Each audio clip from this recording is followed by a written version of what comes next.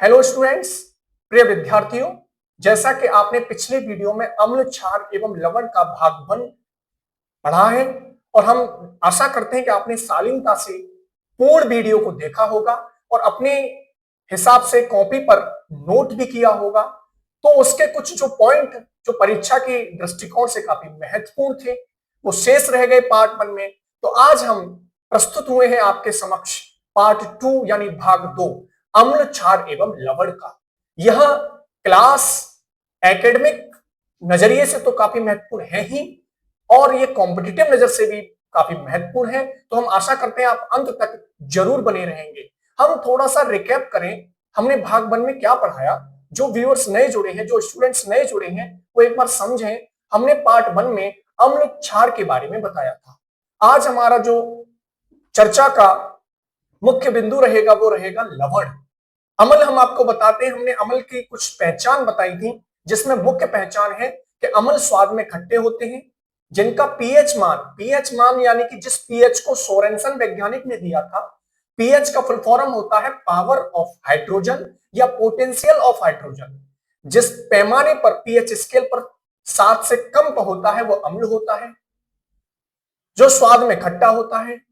Arrhenius के अनुसार जो जल में घोलने पर H+ आयन देते हैं और जो लिटमस पेपर को नीले रंग से लाल रंग में परिवर्तित कर देते हैं, ये अम्ल की पहचान हमने भाग 1 में कराई थी। क्षार के बारे में भी हमने बताया था, जो स्वाद में कड़वे व तीखे हों, जिनका पीएच मान 7 से अधिक हो, जो हमारे लिटमस पेपर के लाल रंग को नीले रंग में परिवर्तित कर देते हैं। और अरेनियस के अनुसार जल में घुलने पर OH- आयन देते हैं। ये हम क्षार और अम्ल की बात हम कर चुके थे। आई होप आपने शालीनता से उस क्लास को समझा होगा, परखा होगा, जांचा होगा और हम दावे से कह सकते हैं कि हम आपके जो हमारा कंटेंट होगा, सामग्री होगी, वो 24 कैरेट सोने की तरह खरा होगा। एनसीईआरटी भी हम अध्ययन करके नोट्स बनाते हैं, हिंदी हो चाहे इंग्लिश हो। ये हमारी क्लास की एक अच्छी बात इस मायने में भी है कि ये दोनों लैंग्वेज में हम इसे प्रोवाइड आपको कराते हैं, चाहे वो हिंदी हो इंग्लिश हो। आप अंत तक जरूर इस वीडियो में बने रहें, अंत तक देखेंगे तो कुछ आपके जीवन में लाभदायक इस वीडियो सिद्ध जरूर होगा। तो चलिए शुरू करते हैं आज की क्लास। जैसा कि आपको दिख रहा होगा, class 10th acid, basis and salt, अम्ल, क्षार एवं लवण, पार्ट 2। So let's start. देखिएगा, सबसे पहले जब हम लवण की बात करते हैं तो उसमें नमक सबसे पहले हम पढ़ते हैं। कॉमन साल्ट, साधारण नमक, जी हां, जिसे NaCl कहा जाता है। सोडियम क्लोराइड, हमने पिछली कक्षा में कुछ एक क्वेश्चन किए थे और हो सकता है इस वीडियो में भी कोई क्वेश्चन आ सकता है और वो कब आएगा ये हमें भी नहीं पता है, क्योंकि हम रट के नहीं आते हैं ना, हमें पता है कि हमें कौन सा क्वेश्चन कब पूछना है, ये हमें भी नहीं पता है। आप अंत तक बने रहेंगे तो कभी ना कभी ये क्वेश्चन आएगा। तो पिछली कक्षा में हमने एक क्वेश्चन पूछा था कि Zn किस ब्लॉक का तत्व है, तो वो डी ब्लॉक का तत्व है। इसका सही जवाब हमें लिख भेजा था मिस्टर लक्ष्मी नारायण जी ने। और हमने एक क्वेश्चन पूछा था कि एक जो सूचक इंडिकेटर्स हैं एसिड बेस पहचानने का, एसिड्स पहचानने का मुख्यतः, जैसे कि हमारा लिटमस तो है ही, एक मसाला भी है जिसे हल्दी, टर्मरिक कहा जाता है, और वो हमें भेजा था अभय ठाकुर जी, चुनमुन सिसोदिया जी, राहुल सेंगर जी, और बड़ी सिस्टमेटिक तरीके से दिया था फिर से वही रेलवे साइंस क्लासेज। तो ऐसा ही हम आपसे फिर आशा करते हैं कि यहां से भी इस वीडियो से कोई क्वेश्चन आएगा और आप उसे जरूर देंगे। तो सबसे पहले हम जब कॉमन साल्ट की बात करते हैं, साधारण नमक की, तो इंग्लिश आप पढ़ ही रहे होंगे, मैं हिंदी में बता दे रहा हूं कि हाइड्रोक्लोरिक एसिड और सोडियम हाइड्रोक्साइड। देखिएगा, यानी HCl और सोडियम हाइड्रोक्साइड, ये थोड़ा यहाँ पे ये नहीं होगा, ये थोड़ा मिस हो गया है बच्चों, थोड़ा सा मैं इसे आपको कर दे रहा हूं, ध्यान से समझिए। आपको ये नहीं है, ये और क्रिया हो गई है, तो ये थोड़ा मिसप्रिंट हुआ है। हाइड्रोक्लोरिक एसिड यानी HCl, और HCl का हमने पीएच मान पिछली कक्षा में बताया था, इसे पेट के अम्ल के नाम से भी जाना जाता है, स्टोमक एसिड। 1.5 के समथिंग इसका पीएच मान होता है। ये प्रबल अम्ल है यानी स्ट्रॉन्ग एसिड, और वहीं हम इसकी क्रिया का NaOH से कराते हैं, जो कि हमारा सोडियम हाइड्रोक्साइड कहा जाता है, जो हमारा एक तरह से कास्टिक सोडा भी कहा जाता है। अगर हम इसकी इससे क्रिया कराते हैं तो Na जो जुड़ता है वो Cl से जुड़ता है, NaCl, और H2O बाहर निकल जाता है। तो ये जो बनता है इसे साधारण नमक कहा जाता है। यानी हाइड्रोक्लोरिक अम्ल सोडियम हाइड्रोक्साइड के विलयन की अभिक्रिया से उत्पन्न लवण को सोडियम क्लोराइड कहते हैं। इसी लवण को हम अपने भोजन में प्रयोग करते हैं। भारतीय इतिहास में भी नमक का बहुत महत्व रहा है। भारतीय इतिहास में महात्मा गांधी जी द्वारा चलाए गए, ये देखिएगा जब हम एनसीईआरटी पढ़ते हैं तो उसमें एक चित्र, एक पिक्चर इस टॉपिक के साथ लगी होती है, इसलिए हमारा चर्चा का विषय बना हुआ है। महात्मा गांधी जी द्वारा जो चलाए गए आंदोलनों में एक मुख्य आंदोलन था दांडी मार्च, जिसे नमक सत्याग्रह भी कहा जाता है। दांडी मार्च जो था वो हमारा 1930 में शुरू हुआ था और एक यात्रा थी जो कि अहमदाबाद से गुजरात के दांडी तक चली गई थी गांधी जी के द्वारा। अब मैं यहां से क्वेश्चन कर रहा हूं, आप में से कोई हमारा एक जो सुपर विद्यार्थी होगा वो जवाब जरूर देगा कि महात्मा गांधी जी ने कितने अनुयायियों के साथ, ये कई बार एग्जाम में पूछा गया है, कितने अनुयायियों के साथ दांडी मार्च की यात्रा शुरू की थी। बढ़ते हैं हम अगले पेज की ओर और जो हम सोडियम हाइड्रोक्साइड के बारे में पढ़ते हैं, NaOH। NaOH ये क्या है? तो इसे मैंने बताया आपको, इसे कास्टिक सोडा भी कहा जाता है। Caustic soda, caustic soda. देखिएगा ये कैसे प्राप्त होता है, तो सोडियम क्लोराइड के जलीय विलयन से जब विद्युत धारा प्रवाहित करी जाती है तो यह वियोजित होकर सोडियम हाइड्रोक्साइड बनाते हैं, सोडियम हाइड्रोक्साइड बनाते हैं। इस क्रिया को क्लोर क्षार अभिक्रिया कहते हैं। व्यूअर्स, हमारे प्रिय विद्यार्थी सभी सुने ध्यान से, अगर आपके एग्जाम में फरवरी माह में जो आयोजित होने हैं उसमें पूछा जाता है क्लोर क्षार अभिक्रिया क्या है, तो क्लोर क्षार अभिक्रिया सोडियम हाइड्रोक्साइड का बनना ही होता है। जैसे कि क्लोर क्षार अभिक्रिया क्यों कहते हैं, तो समझिए कि जब हम नमक की क्रिया पानी के साथ और विद्युत धारा प्रवाहित करने पे करते हैं तो NaOH जो कि एक क्षार है और एक क्लोरीन गैस, तो इसीलिए इसका नाम जो पड़ता है वो पड़ता है क्लोर क्षार, यानी इस रिएक्शन को क्लोर क्षार अभिक्रिया भी कहते हैं। मैं एक नए पेज से आपको और अच्छी तरह इसको समझाता हूं। आपने देखा होगा, हमने कोई पात्र लिया, उस पात्र में हमने कुछ, मान लीजिए यहां पर कुछ एक थोड़ी सी हमने यहां पर, आपने कभी पढ़ा होगा कैथोड एनोड। जब हमने इसमें 2 इलेक्ट्रॉन डाले, मान लीजिए 2 इलेक्ट्रॉन हमने डाले इसमें, एक कैथोड होता है एक एनोड होता है, ये हमें पता होना चाहिए। अब एनोड क्या है, कैथोड क्या है, कौन सा धनावेशित होता है कौन सा ऋणावेशित होता है, तो क्लास 10th के लिए इतना पर्याप्त नहीं है, क्योंकि ये क्लास 12th के विद्युत रसायन में खूब विस्तृत समझाया गया है। देखिएगा यहाँ पर अगर मान लीजिए ये पॉजिटिव वाला है तो इसे एनोड कहा जाता है, एनोड।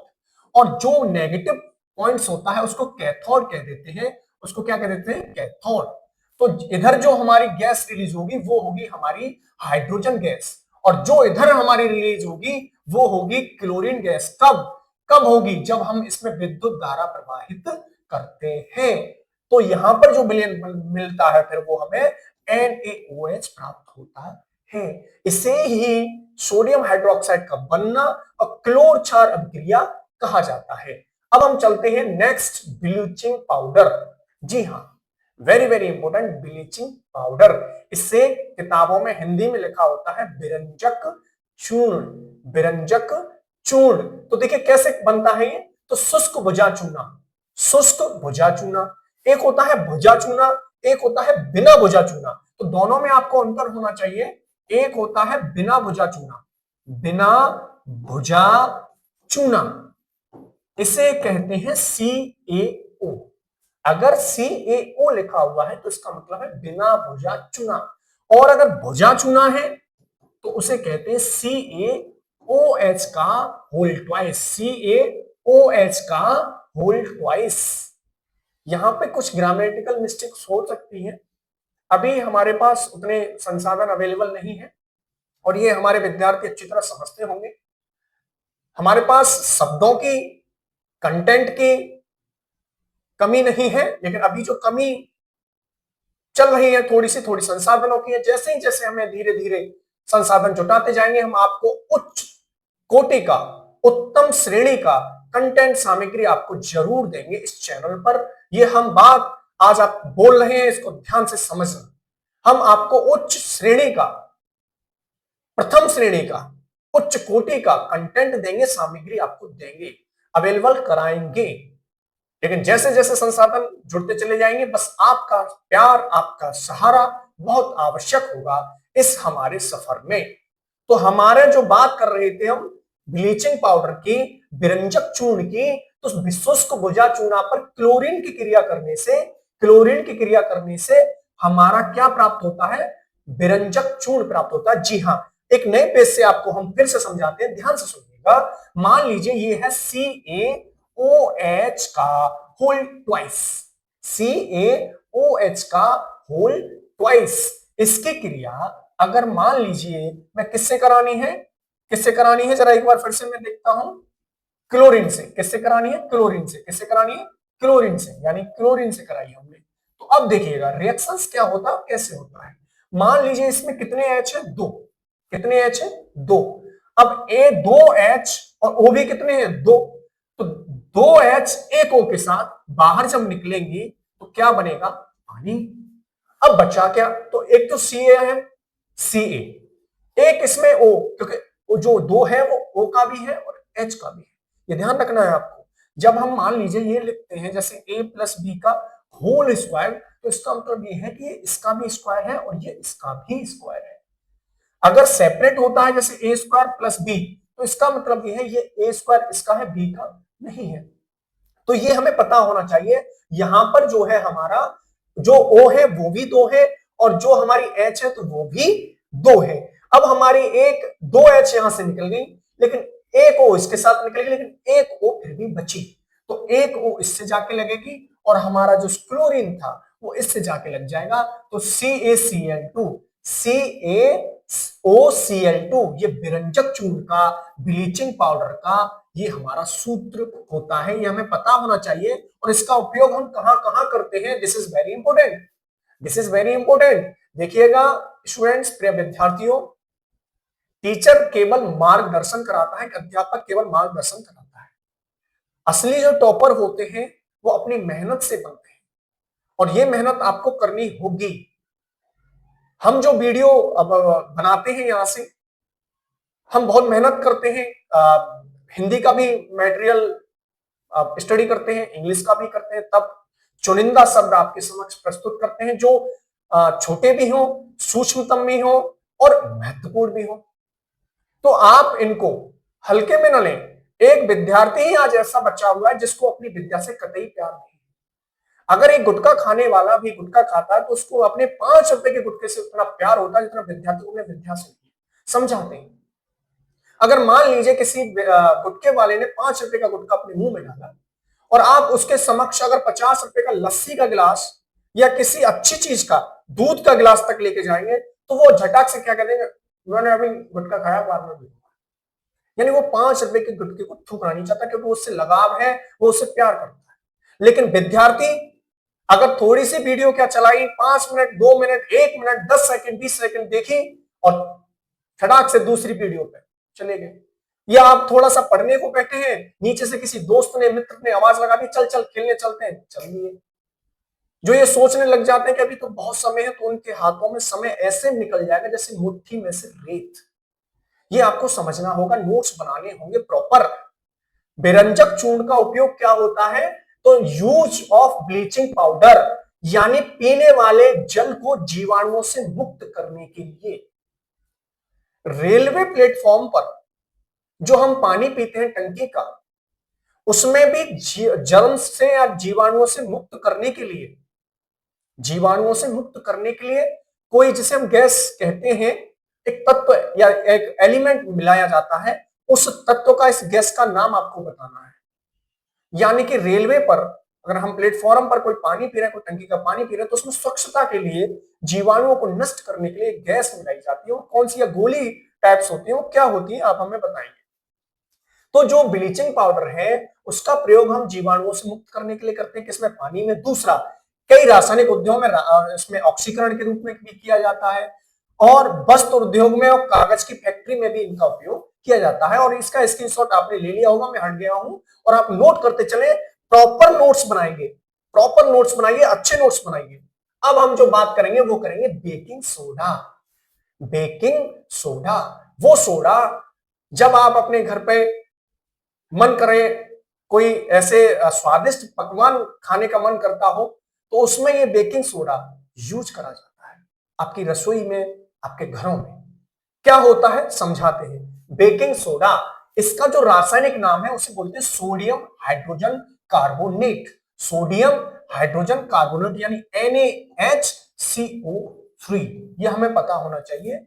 NaHCO3 ये बनता कैसे, तो ध्यान से सुने। जब हम नमक, पानी, कार्बन डाइऑक्साइड और अमोनिया को एक साथ क्रिया कराते हैं तो ये जो प्राप्त होगा NH4Cl, इसे कहते हैं बेटा अमोनियम क्लोराइड। आज हमने देखा क्लास 9 का ऑफलाइन पेपर था, और ये अभी जो पेपर चल रहे हैं कॉलेजों में, संस्थानों में, वो स्कूलों में, तो वो कॉलेज जो पेपर चल रहे हैं वो अर्धवार्षिक परीक्षाएं हैं। उसमें क्लास 9 के एक पूछा गया था कि नौशादर का सूत्र क्या है।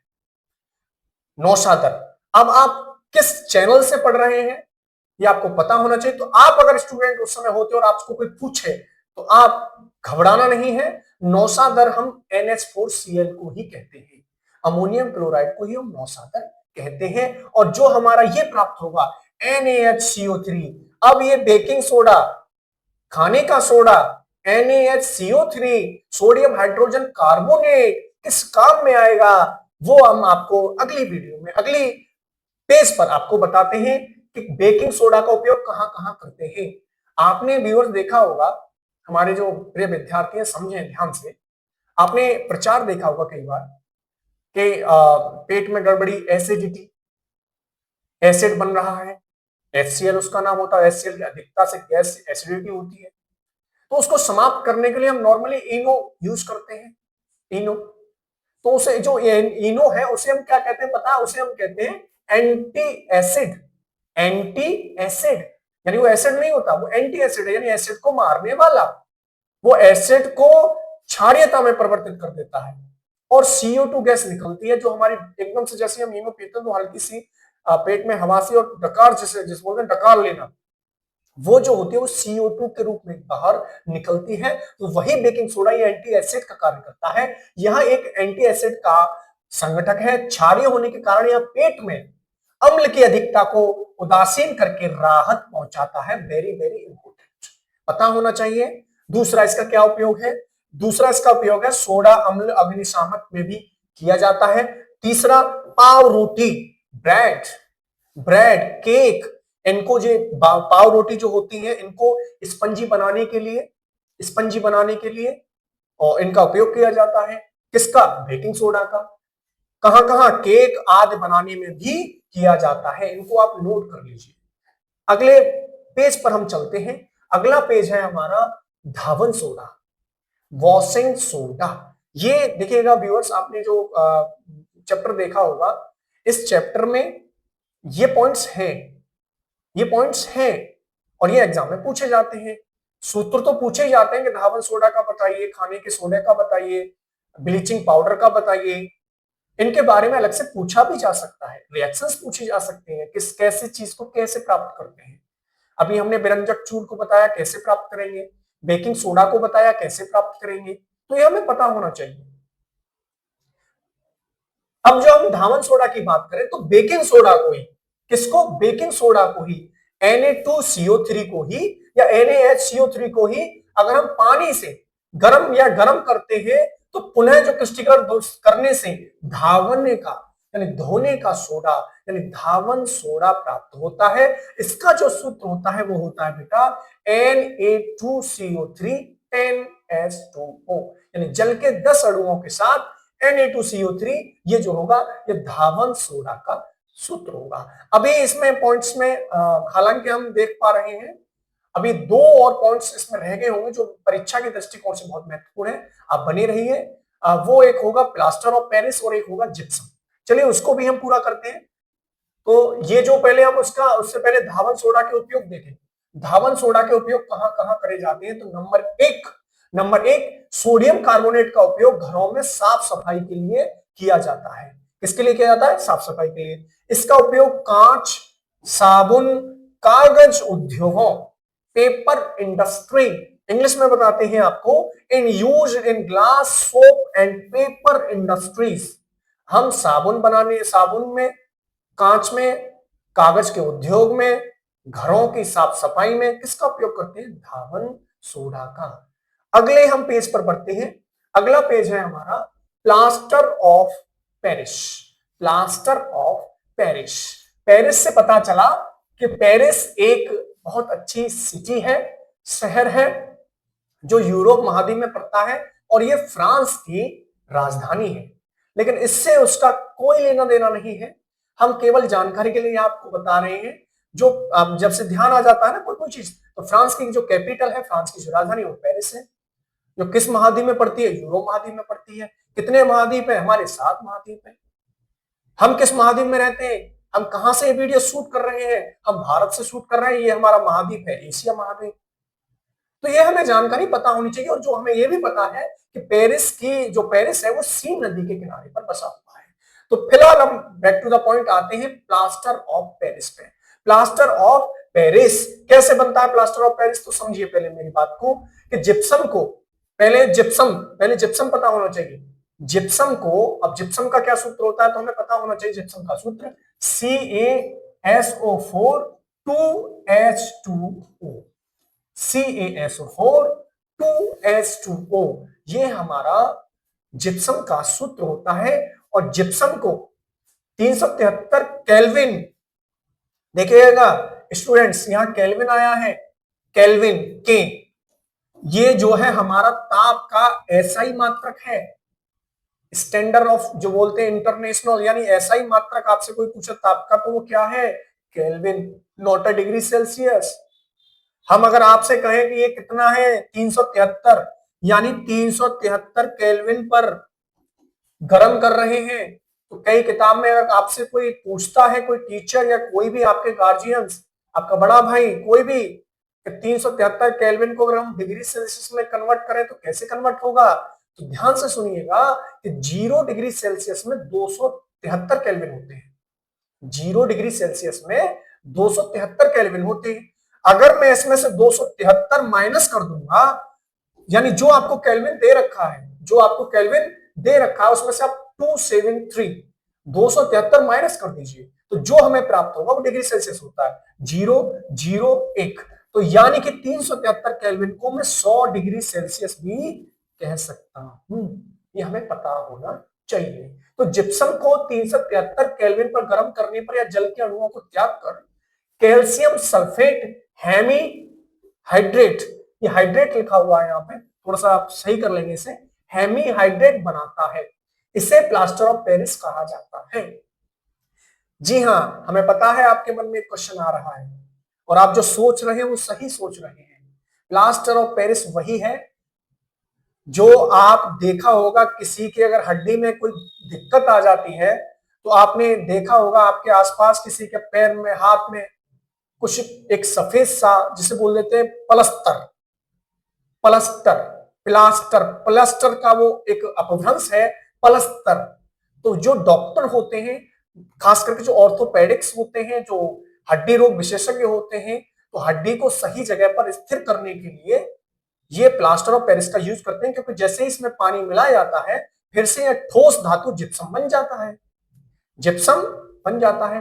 तो जो हम हड्डी टूटने पर जो डॉक्टर प्लास्टर चढ़ाते हैं उसे प्लास्टर ऑफ पेरिस ही कहा जाता है। इसका उपयोग वहां करा जाता है, वो आगे आने वाले पेज पर शायद होगा, हम आपको समझा देते हैं। On heating gypsums at 373 kelvins it loses water molecules and becomes calcium sulfate hemihydrate. This is called plaster of Paris. Plaster of Paris is a white powder. कैसा होता है ये? सफेद चूर्ण जैसा। कैसा होता है? सफेद चूर्ण जैसा। On mixing with water, it changes to gypsum. जैसे ही ये सफेद चूर्ण को पानी में मिलाया जाता है, ये क्या बन जाता है? जिप्सम। तो once again giving a hard solid मास, यानी ठोस उसमें बदल जाता है तो ये प्लास्टर ऑफ पेरिस होता है। चलिए देखते हैं, इसमें एक टॉपिक और बचा होगा, हम वीडियो को अधिक लंबा नहीं करेंगे। ये प्लास्टर ऑफ पेरिस के उपयोग है। प्लास्टर ऑफ पेरिस के उपयोग है, क्या होते हैं? तो डॉक्टर, जी हां, जो बात हम पहले कर चुके हैं, डॉक्टर टूटी हड्डियों को सही जगह पर स्थिर करने के लिए इसका उपयोग करते हैं। हड्डी रोग विशेषज्ञ ऑर्थोपेडिक्स कहा जाता है, ये आपको पता होना चाहिए। जब कभी भी आप कहीं सी हॉस्पिटल की यात्रा करेंगे, भगवान न करे न हो, लेकिन कभी कभी हम अपने जो सगे संबंधी होते हैं उनके वजह से हमें जाना पड़ता है, तो हमें कुछ पता होना चाहिए। डर्मेटोलॉजिस्ट किसे कहते हैं और ऑन्कोलॉजिस्ट किसे कहते हैं, ऑर्थोपेडिक्स किसे कहते हैं, तो ये हमें पता होना चाहिए। तो दूसरी बात, खिलौना बनाने में, सजावट का सामान बनाने के लिए भी किया जाता है। और ये सामान जो होते हैं खिलौने वाले, और आपने कई देखे होंगे सामान, आप घरों में भी यूज करते हैं, उनको चिकना बनाने के लिए, उनकी सतह को चिकना बनाने के लिए प्लास्टर ऑफ पेरिस का भी उपयोग करा जाता है। तो जी हाँ दोस्तों, मेरे प्यारे विद्यार्थियों, अम्ल क्षार लवण का ये सफर यहीं पर हम विराम देना चाहेंगे, क्योंकि जो हमारा पार्ट 1 है, आप पार्ट 2 अगर देख रहे हैं और कुछ समझ में नहीं आ पा रहा होगा, तो आप पार्ट 1 जाके जरूर देखें। पार्ट 1 इसी चैनल पर आपको मिल जाएगा, और इस चैनल पर धीरे धीरे और वीडियो भी पढ़ती जा रही हैं, और चैनल्स की जैसे मैथ्स की, अकाउंट्स की, एसएसटी की और साइंस हम पढ़ा ही रहे हैं। तो प्ले लिस्ट भी बन चुकी है, आप प्ले लिस्ट में जाके जिस क्लास को आप देखना चाहते हैं आप आसानी से देख सकते हैं। मिलते हैं आपसे एक नए अध्याय क्लास 10th का मेटल एंड नॉन मेटल के साथ, धातु एवं अधातु के साथ। जो बच्चे ये सोच बैठे हैं कि अभी तो बहुत समय है, तो उनके हाथ से रेत की तरह यह समय फिसल जाएगा। लेकिन जो बच्चे अभी से नोट्स प्रिपेयर कर रहे हैं, अगर आपने अपने स्कूल्स में भी नोट्स बना रखे हैं, फिर भी इस वीडियो को देख रहे हैं, तो ये उनके लिए बहुत फायदेमंद साबित होगा।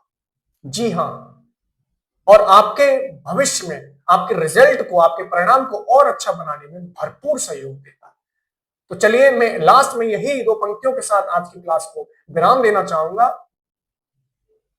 कि तेरी वो रफ्तार हो रोके से भी तू न रुके, तेरी वो रफ्तार हो रोके से भी तू न रुके, हासिल कर ऐसा शिखर।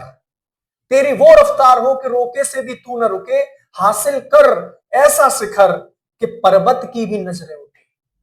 हासिल कर ऐसा शिखर कि पर्वत की भी नजरें उठे। तो चलिए, आप इस वीडियो को पूरा देखा होगा, और हमने जो क्वेश्चन पूछा उसका जवाब जरूर लिख दीजिएगा।